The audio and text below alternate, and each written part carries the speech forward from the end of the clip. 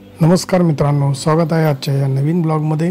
आज आपण आलो आहोत श्री क्षेत्र नारायणपूर पुणे येथे। हे मंदिर श्री दत्ताचे जागृत देवस्थान आहे। गाडी पार्क करून आता आपण चाललो आहोत मंदिराच्या मागील दरवाजातून आतमध्ये। मंदिराच्या बाजूने असलेली दुकाने आता आपण बघत आहोत। मंदिराच्या मुख्य प्रवेशद्वाराजवळ श्री महाकाल मंदिर सुद्धा आहे। हे आहे नवीन मंदिराचे मुख्य प्रवेशद्वार। येथे मंदिरासमोर असलेली फुलांची व प्रसादांची दुकाने आता आपण बघत आहोत।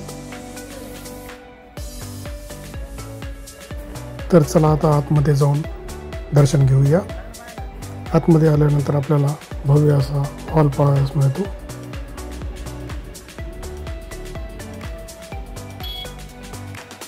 आम्ही मागील दरवाजाने आतमध्ये आल्यामुळे सरळ दर्शन रांगेत उभे राहिलो।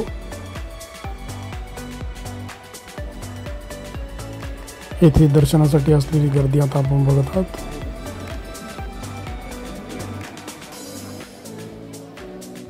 समोर आपण बघू शकता सुंदर अशी श्री दत्ताची मूर्ती।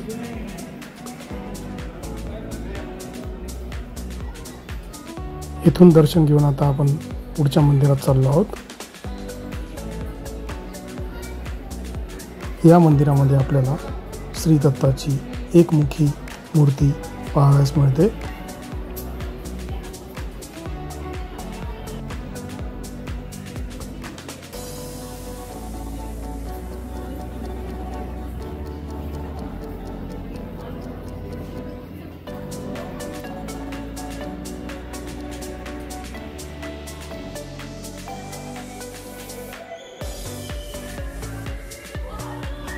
येथे समोरील भिंतीवर गुरुचरित्राचे सर्व अध्याय चित्ररूप प्रदर्शित करण्यात आलेले आहेत।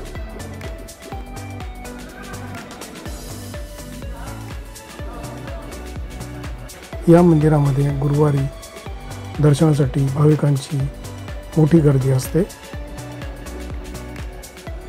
या मंदिरातून आता आपण चाललो आहोत श्री नारायणेश्वर मंदिरातील महादेवाचे दर्शन घेण्यासाठी।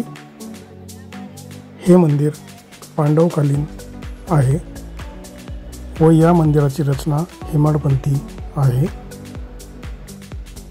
मंदिराच्या समोर आपल्याला नंदी पाहायला मिळतो। हे आहे मंदिराचे प्रवेशद्वार। आतमध्ये आल्यानंतर आपल्याला दगडी बांधकामात बनवलेले मंदिर पाहायला मिळते।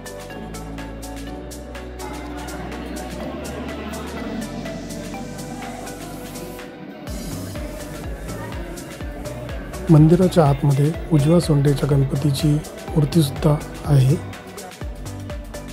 येथे बघू शकता मंदिराच्या आतील भागात केलेले सुंदर असे नक्षीकाम। आतमध्ये आल्यानंतर आपल्याला महादेवाची पिंड पाहायला मिळते। वरतून दिसणाऱ्या महादेवाच्या पिंडीच्या आतमध्ये सुद्धा एक गुप्त महादेवाची पिंड सुद्धा आहे।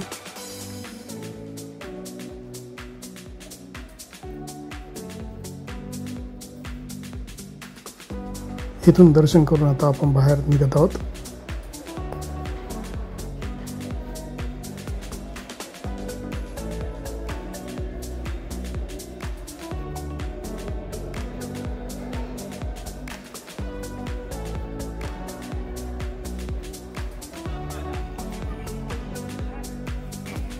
बाहेरील बाजूने दिसणारे मंदिराचे सुंदर असे दृश्य आता आपण बघत आहोत। श्री नारायणेश्वरचे दर्शन घेऊन आता आपण पुन्हा दत्त मंदिरात आलेलो आहोत। येथे असलेला औदुंबर वृक्ष व समोर सजावट। मंदिरात थोडा वेळ थांबून आता आपण चाललो आहोत बाहेर। बाहेर आल्यावर आपल्याला येथे विविध फळे विक्रीसाठी पाहायला मिळतील।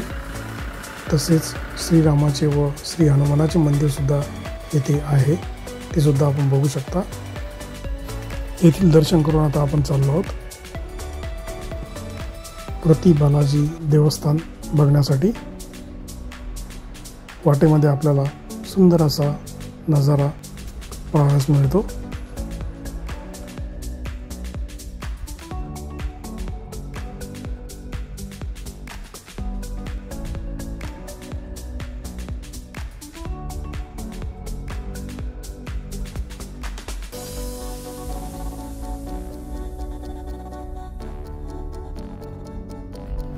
आता आपण चाललो आहोत बालाजी मंदिराकडे।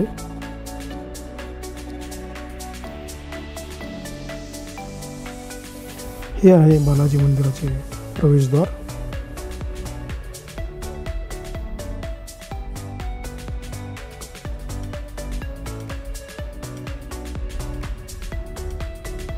मंदिराकडे जाणाऱ्या रस्त्यावर सुंदर असे वृक्षारोपण करण्यात आलेले आहे।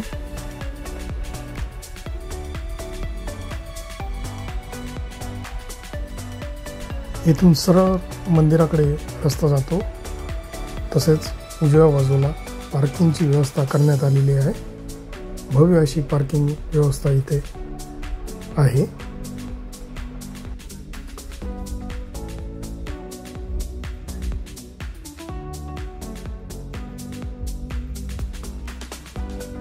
आपली गाडी पार्क करून आता आपण चाललो आहोत मंदिराच्या दर्शनासाठी। समोर बघू शकता इथून दिसणारा मंदिराचा कलश। येथे आतमध्ये आपल्याला आपले मोबाईल फोन घेऊन जाता येत नाहीत, त्यामुळे येथे मोबाईल ठेवण्याची व्यवस्था तसेच चप्पल ठेवण्याची व्यवस्था संस्थानामार्फत करण्यात आलेली आहे। समोर आपण बघत आहात मंदिराचा भव्य असा परिसर।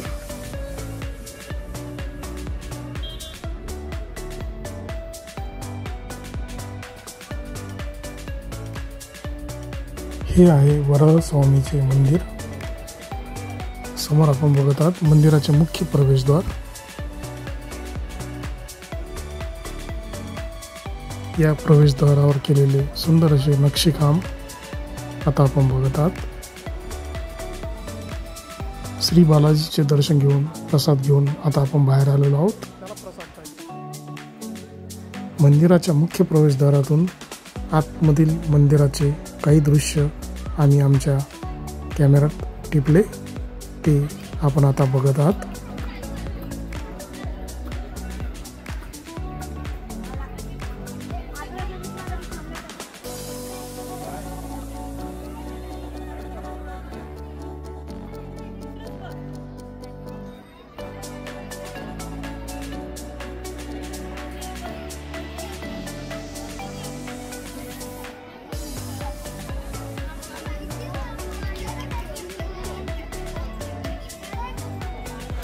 हे आहे मंदिराचे आतील दृश्य।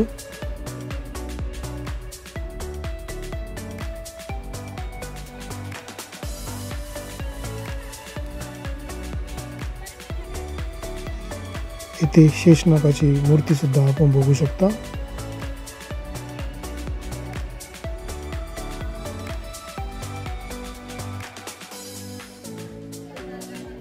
इथून दर्शन करून आता आपण चाललो आहोत आपल्या वाहनतळाकडे।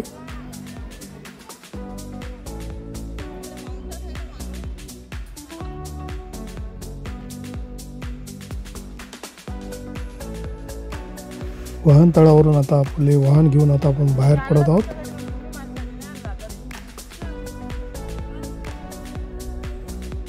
येथे वाटेत असलेली सुंदर अशी पाम वृक्ष आता आपण बघत आहात। येथे समोर श्री गणेश मंदिर सुद्धा आहे।